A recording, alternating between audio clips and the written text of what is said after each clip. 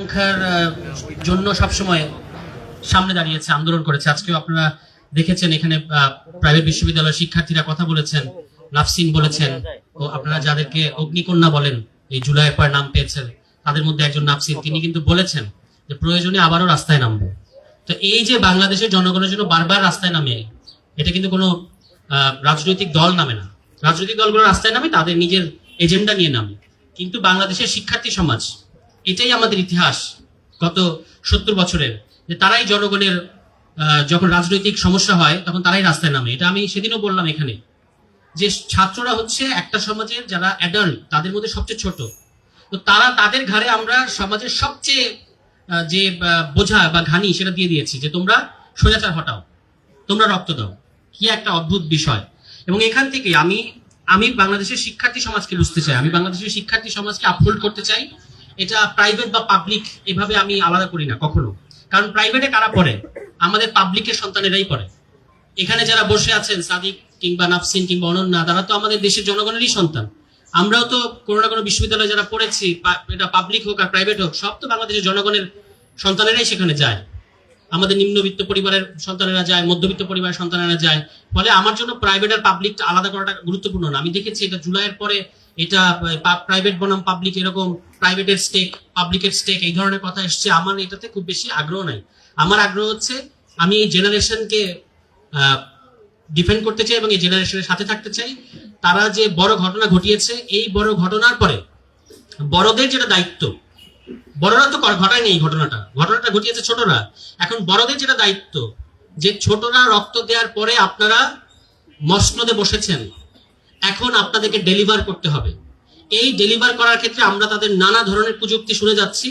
সেখানে যে ফোরামে আমার কথা বলার সুযোগ হয়েছে এবং হচ্ছে বা সামনেও হবে, আমি সেখানে আমাদের সমাজে যারা মানে ম্যাচিউরদের মধ্যে যারা ছোট, আমি তাদের পক্ষে কথা বলি, এটাই আমার কাজ। ফলে আমি ওখান থেকে দেখি এটা একটা জেনারেশনের ব্যাপার।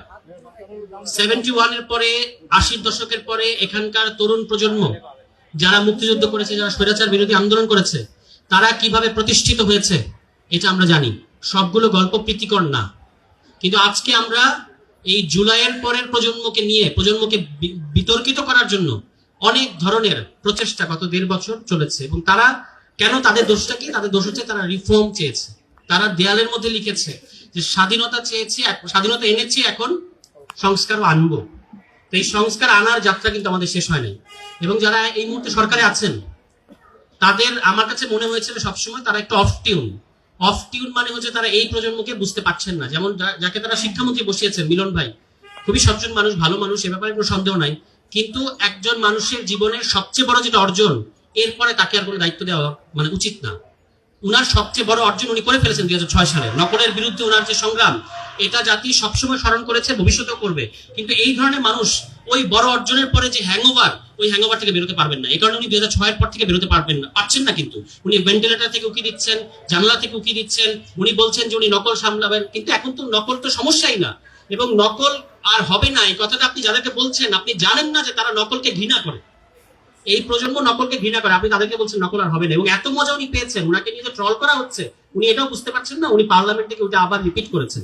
এই হলো মিলন ভাইয়ের অবস্থা। ফলে আমি বলবো যে এখনকার প্রজন্মের সাইকোলজি বোঝার মতো শিক্ষামন্ত্রী এই এন্টায়ার বিএনপির মধ্যে, এখন তো মানে বিএনপির অভাব নাই, এখন সবাই বিএনপি, ঘরে ঘরে বিএনপি, গলিতে গলিতে বিএনপি। কিন্তু এখনকার প্রজন্মকে বুঝতে পারবে এরকম একজন মানুষ যে তারা পেল না শিক্ষামন্ত্রী বানানোর জন্য, এটা খুবই দুঃখজনক। এবং দুঃখটা আরো বাড়লো যখন দেখলাম, যেটা কথা অলরেডি আমাদের শিক্ষার্থী তারা প্রতিবাদ করেছেন, যে তিনি বললেন যে জঙ্গির বিষয় যেটা বলেছেন, আমাদের আপনারা মনে রাখবেন যে বিকারনেসার শিক্ষার্থীরা তারা একটা অসাধারণ স্লোগান বের করেছিল, যে পা চাটলে সঙ্গী, না চাটলে জঙ্গি।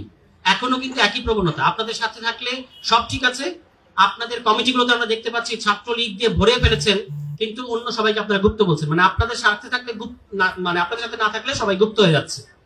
এই ট্যাগিং এর রাজনীতিটা বিএনপি আবার ফিরিয়ে এনেছে, এটা আমাদের জন্য খুবই দুর্ভাগ্যজনক। কিন্তু আপনি মনে রাখবেন যে যেটা বেশি লেবু বেশি কচতেলে, ওইটাই শিক্ষার্থীরা বারবার বলে। বাংলাদেশে কি রাজাকার ছিল না বা নাই? আছে। কিন্তু শিক্ষার্থীরা যখন রাজাকার শব্দটাকে একটা প্রতিবাদের অংশ করেছে, এটা কেন করেছে? কারণ আপনি এটাকে অতিরিক্ত ব্যবহার করেছেন। এখনো আপনি গুপ্ত বেশি বেশি ব্যবহার করবেন, কয়েকদিন পরে দেখবেন গুপ্ত লেখার টি শার্ট পরে শিক্ষার্থীরা ঘুরে বেড়াবে, তখন আপনি গুপ্ত হয়ে যাবে প্রকাশ্য। তো আপনার বিভিন্ন জায়গায় কমিটিতে, এই যে আপনার গুপ্ত পররাষ্ট্রমন্ত্রী যিনি নিরাপত্তা উপদেষ্টা, বিএনপি সরকারের গুপ্ত, কিন্তু তিনি অন্তর্বর্তী সরকারে তিনি ছিলেন বিএনপির গুপ্ত এজেন্ট। কারণ তিনি কিন্তু নজিরবিহীন ভাবে নির্বাচনের 3 দিন আগে এমন একটা চুক্তির মধ্যে বাংলাদেশকে নিয়ে গেলেন, যেটাকে অনেকেই বলছেন যে এখানে আমাদের তো কিছু নাই, সবই তো আমেরিকার জন্য। এটা 3 দিন আগে তিনি নিয়ে গেছেন, এবং হি ইজ দি অনলি গাই। গণ অভ্যুত্থানের বিগেস্ট বেনিফিশিয়ারি যদি বলেন, এটা হচ্ছে এই পররাষ্ট্রমন্ত্রী। আমরা তাকে চিনতাম না। কোথা থেকে আসলেন, উড়ে এসে জুড়ে বসলেন, নিরাপত্তা উপদেষ্টা হলেন, ফ্ল্যাগ উড়িয়ে উনি শপথ নিতে গেলেন, আরেকটা ফ্ল্যাগ নিয়ে তিনি শপথ নিয়ে বের হলেন, এবং তুঘলকি কাণ্ড ঘটে যাচ্ছে। এই যে আমাদের জাহাজ ছাড়পত্র পায় না হরমুজ প্রণালীতে, কেন পায় না? এখানে ইরানের রাষ্ট্রদূত বলেছেন যে আমরা কিন্তু মনে রাখবো, যুদ্ধ শেষ হয়ে যাবে কিন্তু আমরা মনে রাখবো আমাদের সাথে কি ব্যবহার করা হয়েছিল। তো এইটা করার কারণে কি, আপনি একজন আমেরিকান স্টুজকে বসিয়েছেন আমাদের। আপনার সবার আগে বাংলাদেশ হয়ে গেছে সবার পরে বাংলাদেশ। দেখা যাচ্ছে যে এখন সবার আগে আমেরিকা, সবার আগে ভারত, সবার আগে ওই যে ব্যাংকের যে কাণ্ডটা করেছে আজকে দেখেছেন আপনারা, তারা যে ব্যাংক নিয়ে কি করবে এটা পরিষ্কার। ওই যে কমিউনিটি ব্যাংক, পুলিশের যে ব্যাংকটা, সেখানে একজন অত্যন্ত স্কিলড মানুষ এমডি হয়েছিলেন, তাকে চাপ দিয়ে পদত্যাগ করানো হয়েছে। কেন? কারণ একজন অত্যন্ত ইনফ্লুয়েন্সিয়াল মন্ত্রীর রেফারেন্সে আরেকজনকে এমডি বানানো হবে, এবং যার নাম আসছে তার বিরুদ্ধে অতীতে জালিয়াতির অভিযোগ আছে। এভাবেই বিএনপি আর্থিক খাত সামলাবে।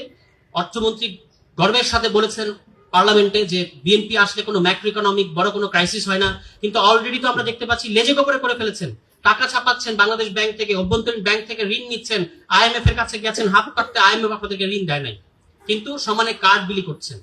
তো এই সরকারকে আমি বলেছি যে government of the card, for the card, by the card, কার্ডের সরকার, কার্ড সরকার। এবং আপনারা খেয়াল রাখবেন যে পশ্চিম বাংলায় মমতা দিদি, ওই যে দেখছেন না, বাম রাজ্য থেকে রাম রাজ্যে পদার্পণ, বাম রাজ্য থেকে পশ্চিম বাংলা এখন কি রাম রাজ্যে আসছে, ভায়া দিদি রাজ্য, মানে বাম রাজ্য থেকে রাম রাজ্যে পদার্পণ করেছে দিদি রাজ্যের মধ্য দিয়ে। এই দিদি অসংখ্য কার্ড দিয়েছেন, লাভ হয় নাই। কার্ডের রাজনীতি করে লাভ হবে না। কার্ড তো শুধু ওই নির্বাচনে, সামনে স্থানীয় সরকার নির্বাচন, তাদের প্রার্থীরা যেন ভোটের সুবিধা পায়, এই জন্য তারা কার্ডের লোভ দেখাচ্ছে। এটাই হচ্ছে কার্ডের রাজনীতির কারণ। এবং এখানে তারা শুধু কার্ড কিন্তু ওই মানে ফ্যামিলি কার্ড দিচ্ছে না। আমি বলেছি যে আসল ফ্যামিলি কার্ডটা কিন্তু বিসিবিতে, তারা বিসিবিতে ফ্যামিলি কার্ড দিচ্ছে না। 3 স্থায়ী কমিটির মেম্বারের সন্তান ওখানে, ববি হাজাজের স্ত্রী ওখানে, ওই ইশরাক সাহেবের ভাই ওখানে। এর চেয়ে বড় ফ্যামিলি কার্ড আর কি?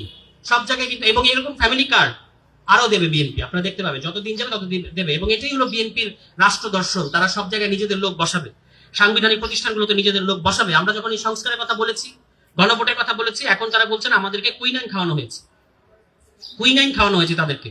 তো কুইনাইন তো ভাই খাওয়াতে হবে। যেরকম জ্বর আসছিল, এই জ্বর আসলে কুইনাইন না খাওয়ায় তো উপায় নাই। আর এই জ্বর আসার পেছনে আপনাদেরও দায় আছে। বিএনপির কিন্তু কতগুলো, মানে তাদের হিস্টোরিক্যাল ডিএনএ এর মধ্যে কতগুলো ব্যাপার আছে। এর মধ্যে একটা হচ্ছে ক্ষমতা ছাড়ার মুহূর্তে তারা একটা গ্যাঞ্জাম লাগায়। 96 সালেও এটা করেছে, 2006 সালেও এটা করেছে, এবং উইথ নো মিস্টেক। আপনারা মিলিয়ে দেখবেন, আজকের তারিখ সহ লিখে রাখতে পারেন, আগামীতেও তারা এটা করবে। এখন এগুলোর আলামত গুলো স্পষ্ট। ঝড় আসার আগে যেমন গুমোট আবহাওয়া দেখে আমরা বুঝি যে ঝড় ইজ কামিং, এবং বিএনপির এখন যেভাবে তারা আগাচ্ছে, আমরা প্ল্যান কিন্তু বুঝে গেছি। মাননীয় প্রধানমন্ত্রী, আপনার প্ল্যান আমরা বুঝে গেছি, যে প্ল্যান হচ্ছে আগামী নির্বাচনের সময় আপনি কিভাবে আপনার দল নির্বাচনকে ম্যানিপুলেট করবে, এটার অনেক আলামত আমরা এখন থেকে দেখতে পাচ্ছি। কিন্তু মধ্যে কথাটা হচ্ছে, জেনজি এই গণ অভ্যুত্থান করেছে। আমি মনে করি যে আমরা জনগণ বলি ঠিক আছে, কিন্তু এই গণ অভ্যুত্থানটা মূলত এটার হিস্টোরিক এজেন্ট হচ্ছে আমাদের জেনজি প্রজন্ম। এবং এই প্রজন্ম গণ অভ্যুত্থান করেছে। আপনারা ভাবছেন যে ওরা তো টায়ার্ড হয়ে গেছে, বাট আপনারা বুঝতে পারছেন না, ওই যে পরীক্ষা দিয়ে বের হয়ে আসা ক্লাস 8 এর বাচ্চাটা, ক্লাস 9 এর বাচ্চারা যে আপনাকে যে ট্রল করতেছে, ও যে আসছে, এই ঢেউ আপনারা এখনো টের পাচ্ছেন না। মানে আপনারা যত পরিস্থিতি ঘোলাটে করবেন, এই তাদের ওয়েভ আপনাদেরকে সামলাতে হবে। এজন্য ভালোই জঙ্গি গল্প করে লাভ নাই। আপনাদের মনে আছে আগে আইজিপি ছিলেন শহীদুল সাহেব, একটা বই লিখে কি বলেছেন তাদের জঙ্গি নাটকের ব্যাপারে? শেখ হাসিনা তাকে বলেছেন যে নাটকটা আমার বাসার সামনে না করলেও পারতাম, মানে 32 নম্বরের পাশে না করলেও পারতেন, এটা বলেছেন না শেখ হাসিনা নিজে। এবং নাখালপাড়ায় যাদেরকে জঙ্গি বলে কর্ডন করা হয়েছে, তারা বাইরে এসে সারেন্ডার করতে চাচ্ছে, পুলিশ বাইরে থেকে ছিটকিনি লাগিয়ে দিয়ে তাদেরকে মেরে ফেলেছে। এগুলো ঘটেছে। এখন জঙ্গির নামে কি হচ্ছে? এক আফগান তরুণ নাকি বাংলাদেশে মেহমান হয়ে এসেছিলেন, এবং কোন রকম পাসপোর্ট ভিসা ছাড়া। কোন বর্ডার দিয়ে? ভারতের বর্ডার দিয়ে। তো ভাই আপনার নাকি শুইও নাকি যায় না এই দিয়ে, এই যে সীমান্ত দিয়ে, আপনাদের অনুমতি ছাড়া। তাহলে কিভাবে পাসপোর্ট ভিসা ছাড়া যে টিটিপির সাথে সংযুক্ত, অর্থাৎ তেহরিকে পাকিস্তান তেহরিক তালেবান ও পাকিস্তান এই সংগঠনের একজন সংগঠক কিভাবে বাংলাদেশে আপনাদের মানে নলেজে ছাড়া আসলো কিভাবে, এটা আমরা বিশ্বাস করি না। তাহলে এই যে জঙ্গি নাটক সাজাচ্ছেন, মানুষকে ভয় দেখানোর চেষ্টা করছেন এবং এর মধ্যে দিয়ে বার্তা দেওয়ার চেষ্টা করছেন যে অর্থনৈতিক ক্রাইসিস নিয়ে কথা বলেন না, রিফর্ম নিয়ে কথা বলেন না, গণভোট নিয়ে কথা বলেন না, কারণ একটা নিরাপত্তা পরিস্থিতি তৈরি হয়েছে, এখন আমাদেরকে অনেক শক্ত হতে হবে, অনেক কঠোর হতে হবে। এই গল্প আমরা কিন্তু মানে এই প্রজন্ম কিন্তু, বিকজ আমাদের কাছে ইন্টারনেট আছে, আমরা জানি পৃথিবীতে কোথায় কি মানে ঘটছে এবং এই জঙ্গি নাটকের পেছনে কি কি কারণ থাকতে পারে এটাও যে আমরা বুঝি না, ব্যাপারটা এরকম না। ফলে এই জঙ্গি নাটক না করে যদি সত্যি সত্যি কোনো নিরাপত্তা উদ্বেগ থাকে সেটাকে সামাল দেন, কিন্তু এর জন্য এতটুকু এক ছটাক গণতান্ত্রিক স্পেসকে আপনারা সংকুচিত করবেন, এটা আমরা হতে দেবো না। গণতান্ত্রিক স্পেস যেরকম আছে সেরকম থাকবে, মত প্রকাশ যেরকম আছে সেরকম থাকবে। এই জঙ্গি নাটকের দোহাই দিয়ে বলবেন যে এখন এখন আপনার অমুক অমুক অধিকারকে আপনার ছেড়ে দিতে হবে, এটা আমরা ছাড়বো না। এবং গণভোট আমরা আদায় করে নেবো, প্রাইভেট বিশ্ববিদ্যালয়ের শিক্ষার্থীরা আদায় করে নেবে। এটা বলে আমি শেষ করি যে 18 সাল থেকে কিন্তু আমরা দেখতে পেয়েছি যে নিরাপদ সড়ক আন্দোলনের সময় থেকে আমাদের দেশের আন্দোলনগুলো সাধারণত এই পল্টন প্রেস ক্লাব ঢাকা বিশ্ববিদ্যালয় এরিয়াতে হতো, কিন্তু আমরা এই নিরাপদ সড়ক আন্দোলনের সময় থেকে দেখতে পেলাম east West university, BRAC university এবং ওই ব্লকটা একটা গুরুত্বপূর্ণ ব্লক হয়ে উঠেছে আমাদের আন্দোলনের। 19 তারিখে সম্ভবত 18 তারিখে যখন তারা 18 তারিখে যখন তারা রাস্তায় নামলেন, আমি বাসায় ছিলাম, রাস্তায় নামার জন্য প্রস্তুতি নেব, কিন্তু একটু ভয় ছিল যে কি যেভাবে ব্রুটালি আওয়ামী লীগ দমন করছে। যখন আমি দেখলাম যে ব্র্যাকের সামনে শিক্ষার্থীরা পুলিশকে ধাওয়া দিয়েছে, আমি আর 1 সেকেন্ড অপেক্ষা করিনি, আমি রাস্তায় নেমেছি। ফলে এই শিক্ষার্থীদেরকে ব্র্যাক এখন দেখবেন যে বেশি বললে আবার সমস্যা হবে কি, এই যে এই স্ট্র্যাটেজি গুরুত্ব নিয়ে তারা দেখবে যে ওখান থেকে ব্র্যাক উঠে আরেক জায়গায় নিয়ে যাবে, বলবে যে এখানে ব্র্যাক, ইস্ট ওয়েস্ট, ক্যাম্ব্রিয়ান এগুলো একসাথে থাকলে তো ওরা তো ভয়ঙ্কর ঘটনা ঘটিয়ে ফেলে, এগুলোকে একসাথে রাখা যাবে না। এই সমস্ত কুবুদ্ধির দিকে যায়েন না, এরা আছে, এই শিক্ষার্থীরা আছে এবং আরো শিক্ষার্থীরা আসছে, তাদেরকে আপনাদের কমিটমেন্ট গুলো ফুলফিল করা ছাড়া অন্য কিছু তারা শুনতে চাইবে না। ফলে গণভোট এই জনগণ, তরুণ শিক্ষার্থীরা এটা আদায় করে নেবে, এখান থেকে কোনো বাইপাস আপনাদের সামনে খোলা নাই। সবাই ভালো থাকবেন, আসসালামু আলাইকুম।